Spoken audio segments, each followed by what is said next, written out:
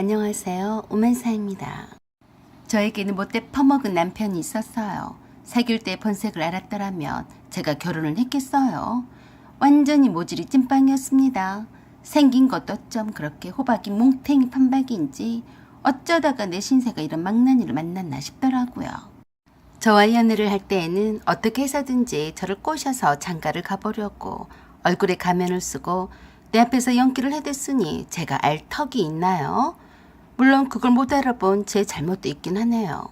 제 눈이 삐어도 단단히 삐었으니 맘 같아서는 제 눈가를 파버리고 싶네요. 저는 남편과 늦은 나이에 결혼을 했어요. 남편은 시부모님에겐 외동이었지만 저는 남동생과 여동생 한 명씩 있었어요. 친정엄마가 암투병으로 오랜 기간 병원 생활을 하셔야 했기 때문에 큰딸인 제가 집안일이며 동생을 뒤치다거리하며 아빠를 케어하는 일까지 다 도맡아 하곤 했어요. 아빠를 왜 케어하냐고요? 아빠 엄마가 나이차가 13살이나 났어요. 아빠도 적은 나이가 아니기도 했지만 엄마의 긴 투병 생활을 옆에서 지키시면서 몸도 많이 지치고 상하신 것 같아서 제가 잘 돌봐드려야 했습니다. 갑작스런 엄마의 유방암 진단이 믿기지 않아서 수술만 하면 잘 나으실 줄 알았는데 그게 아니더라고요. 다시 재발하고 급기야 다른 곳으로 암이 전이가 되어 가는 것을 보면서 엄마보다 나이가 더 많으신 늙으신 아빠가 더 늙어가고 힘들어하는 모습을 보니까 겁이 나서 저도 나름 힘들었어요. 엄마를 병간호를 하다가 아빠가 먼저 아파서 돌아가실까봐 걱정 이만저만이 아니었어요. 그만큼 아빠의 몰골이 말도 아니었거든요. 엄마의 병원비와 아빠와 동생들의 생활비를 벌기 위해서 안 해본 일이 없었어요. 회사에서 받는 월급으로는 한계가 오더라고요. 빚만 늘어가니까 붕어빵 장사도 해보고 바닥 장판 까는 보조 알바도 해보고 도배하는 것도 해보고 PC방 알바도 해보고 세상에 있는 모든 알바는 다 해봤을 거예요. 그러다가 배달 전문점 피자집을 개업을 하게 되었어요. 말이 개업이지. 오븐기 하나만 둔 채로 피자 전문점에서 알바를 했던 경험을 바탕으로 해서 한 건데 그게 대박을 쳤지 뭡니까? 절실하면 못 이룰 게 없는 것 같더라고요. 가게를 차릴 여력도 없었던지라 그냥 집에서 피자를 구워서 팔기 시작했는데요. 신기하게도 천천히 입소문이 나기 시작하더니 매출이 점차로 늘어가기 시작했어요. 지금은 가게도 없고 알바 직원을 5명이나 둘 정도로 자리를 잘 잡았어요. 24시간을 영업을 했기 때문에 하루에 2시간 이상은 자본 적이 없을 정도로 몸은 힘들었어도 매출이 뒤따라 주니까 힘든 줄도 모르고 일을 열심히 했었죠. 그런 와중에도 엄마가 위중하셔서 일하다가 병원에 뛰어가기도 했었지만 제 가게 일은 생명줄처럼 여기고 긴장의 끈을 놓지 않고 열심히 달렸습니다. 친정엄마가 하늘나라로 가신 날에도 가게 일을 놓지 못했어요. 장례식장에 있다가 가게로 뛰어오곤 했으니까요. 그때 경황이 없었던 때라 그런지 급히 장례식장에서 가게로 가려다가 마저도 외제차를 박아버렸었는데요. 인상을 팍 쓰고 내린 사람이 바로 지금의 남편이었습니다. 저와 남편은 그렇게 처음 만나게 되었는데요. 그때 남편은 다른 집 문상객이었어요. 제가 상복을 입고 있어서 그냥 제 연락처만 받아주고 보내주더라고요. 그 인연으로 몇 번 만나면서 알게 된 남편은 모태솔로인 저에게는 참 인상적이었어요. 제 피자를 배달 주문해놓고서 맛있다며 정성스럽게 후기를 남겨주어서 제가 더 홀라당 넘어갔던 것 같아요. 아무튼 바빠서 연애할 시간도 없는데 나 좋다고 쫓아다닌 남자가 어디에 또 있겠냐며 그냥 이 남자랑 결혼을 해도 되겠다 싶었습니다. 지금에서야 곰곰이 생각을 해보니 제가 이런 실수를 한 것도 다 일에 미쳐 있어서 결혼도 할 수 있을 때 빨리 해쳐야 한다는 강박관념이 있었기 때문인 것 같습니다. 생긴 건 기생 오라비 같았지만 그만하면 무난하고 나이도 저보다 어린 데다가 시부모님도 저를 마음에 들어 하시니까 결혼을 안 할 이유가 없다고 생각했어요. 게다가 친정엄마가 돌아가신 이후로 마음이 헛헛했거든요. 속마음을 털어놓고 위로를 받는 기분이 참 필요했고 저에겐 힘이 되었었던 것 같아요. 하지만 막상 결혼을 해서 살아보니까 바로 알겠더라고요. 나만 혼자서 남편에 대한 환상을 키워왔다는 것을요. 제가 앞서서 언급을 했듯이 남편을 모질이 찐빵이라고 한 것이 딱 맞는 말이었어요. 저보다 2살이 어리긴 해도 무려 34살이나 퍼먹은 사람이 사람 노릇을 하나도 할 줄 모르더라고요. 모든 것을 제게 다 맡겼어요. 하나부터 10까지 그러더라니까요. 저도 누군가에게 기대고 싶고 심적으로도 의지할 상대가 필요해서 결혼을 했었는데 아이고 망했어요. 남들은 남편을 잘 만나서 팔자도 고치고 인생의 터닝포인트도 되어서 깨가 쏟아지게 산다는데 저는 어쩌다가 이런 남자와 멍청하게 결혼을 했는지 다 제 잘못이죠. 결혼 후에 바쁜 저를 대신해서 장인어른한테 안부도 가끔씩 묻고 처남과 처제가 어찌 지내는지 두루두루 잘 살피면 오죽 좋겠어요. 그런데 그런 거 전혀 할 줄 모르더라고요. 저는 아무리 바빠도 시부모님께 할 도리는 다 하는데 말입니다. 그래서 남편이 바보 온달이고 내가 평강공주라 셈치고 제가 다 하나하나씩 시켰어요. 이봐요 봉팔씨. 당신 처남이 곧 생일인데 만나서 밥도 한번 사 먹이고 돈 좀 쥐어줘. 왜? 당신이 하지 그래. 왜라니? 몰라서 그래? 나한테 그런 거 시키지 마. 처남하고 별로 친하지도 않은데 만나면 할 얘기도 없단 말이야. 난 그런 어색한 거 딱 질색이야. 취업 준비생인 남동생을 좀 챙겨달라는데 그걸 못한다고 그러더라고요. 어이가 없어서 제가 그랬습니다. 그럼 나는 어머니랑 아버지랑 친하냐? 내가 네 부모님이랑 처음부터 친해서 나도 바빠 죽겠는데 안부 전화를 드리고 찾아갔니? 무슨 말도 안 되는 소리를 하냐? 너는 우리 집의 며느리야. 너는 우리 집의 사위야.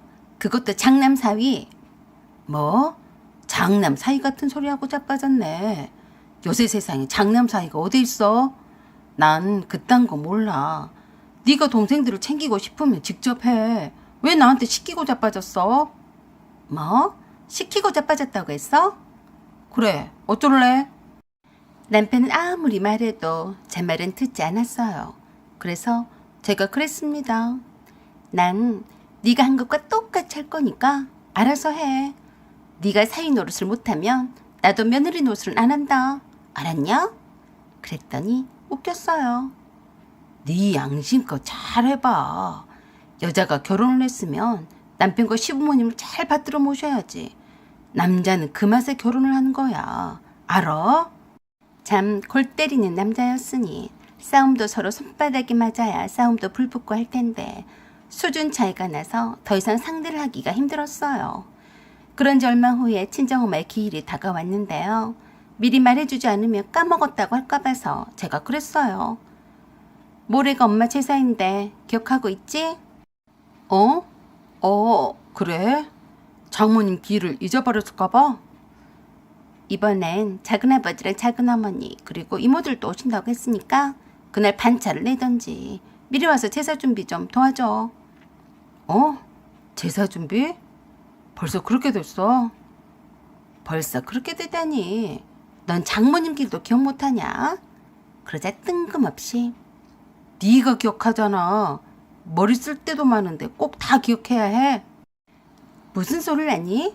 사위가 장모님의 기일을 기억 못하면 누가 해? 네가 장남 사위 노릇을 한 게 뭐가 있어? 또 시간 딱 맞춰서 오거나 늦게 오거나 하기만 해봐. 나도 싹 엎어버릴 테니까. 뭐? 엎어? 뭘 엎겠다는 건데? 하여간 네가 뇌용량이 좀 딸리긴 하나 보다.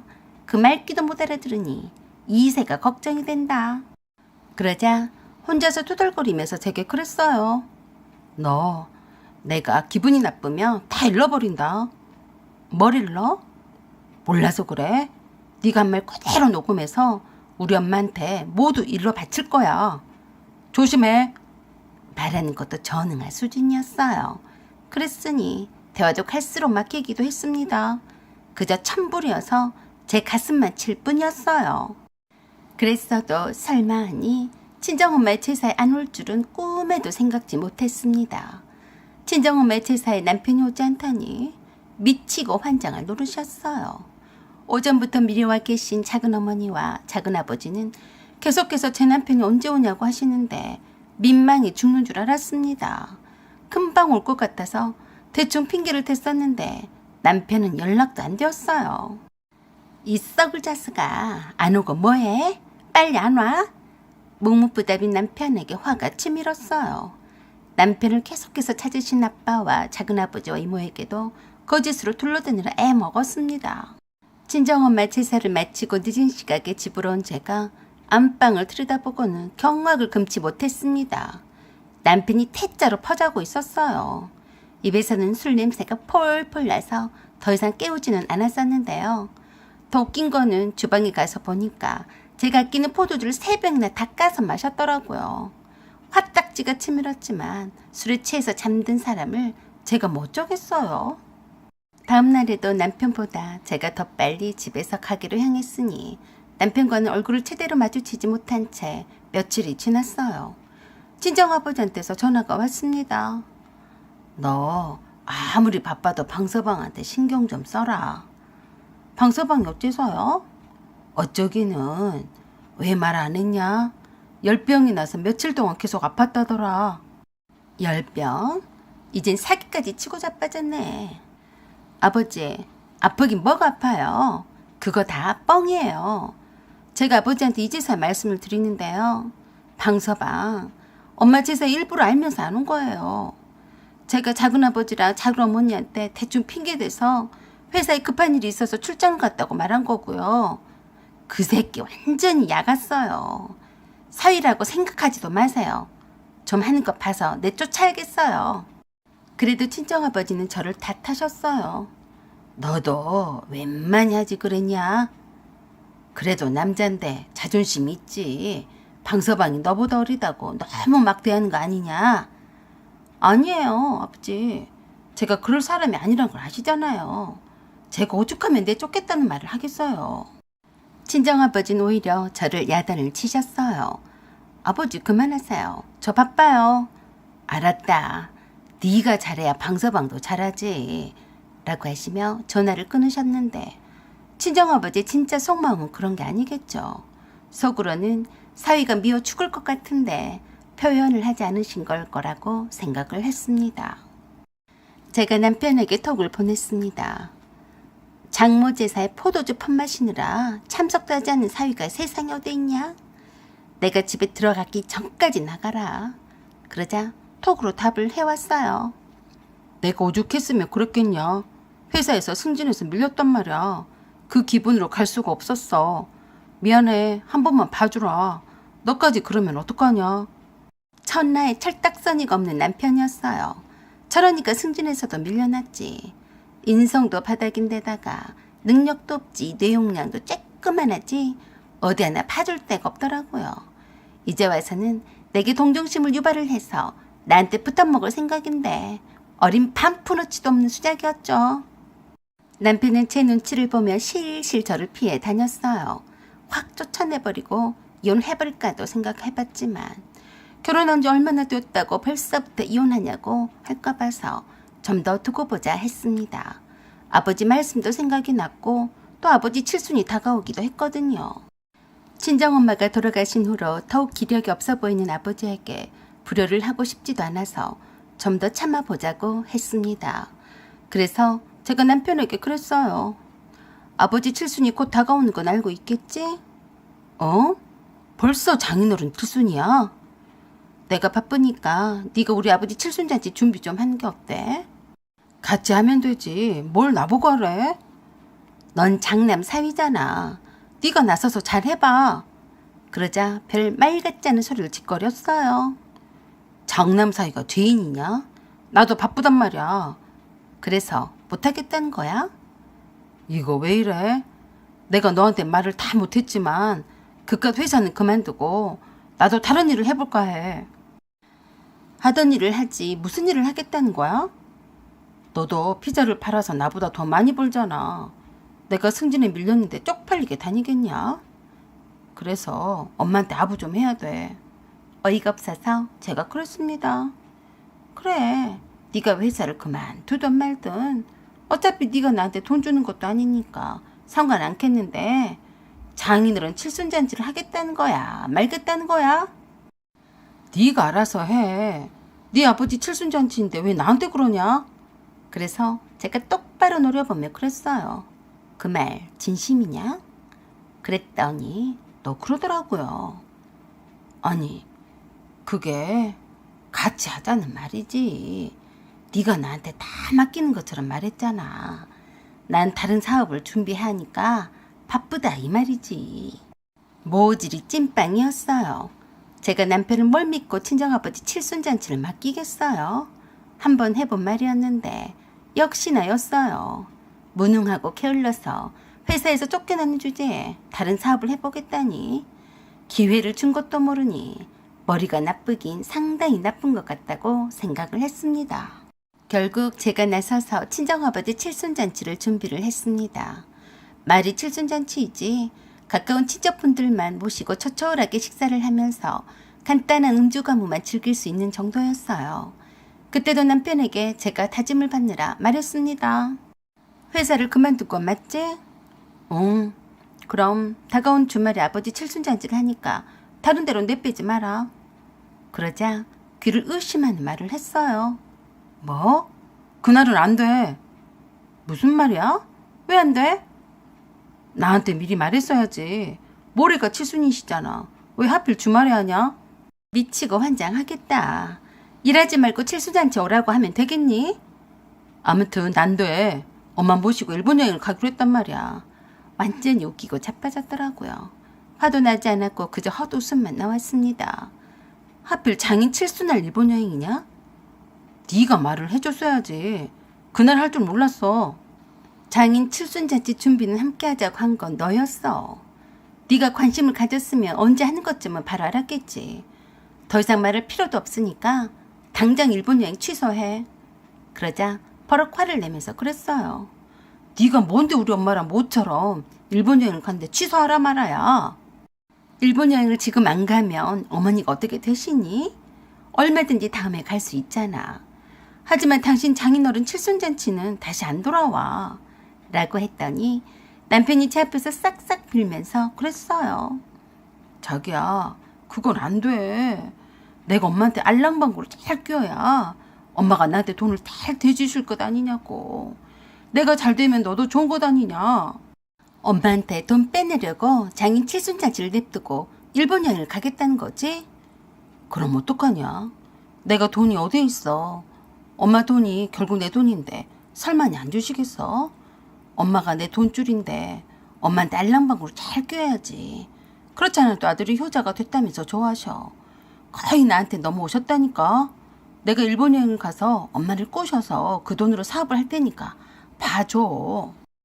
그래? 그 말 진심이냐? 어머니 돈이 탐이 나서 그런 거야?